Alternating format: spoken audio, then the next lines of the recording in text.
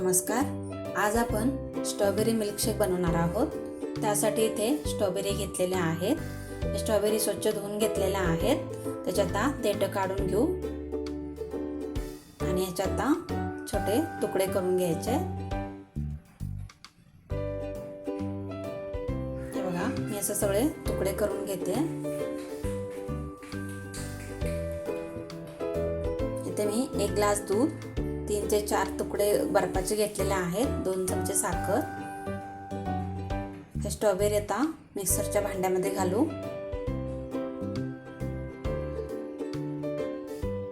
ह्याच्यामध्ये साखर घालू.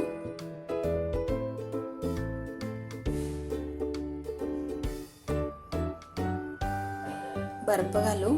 तुम्हाला जर बर्फ नाही वापरायचं, गार दूध घातलं तरी चालतं. दूध घालू. याला आता मिक्सरमध्ये फिरवून घ्यायचंय.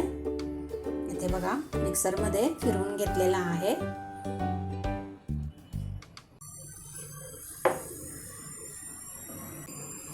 इथे बघा, स्ट्रॉबेरी मिल्कशेक बनवून तयार आहे.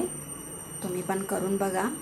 जर माझी व्हिडिओ आवडली तर लाईक, शेअर, सबस्क्राईब करायला विसरू नका.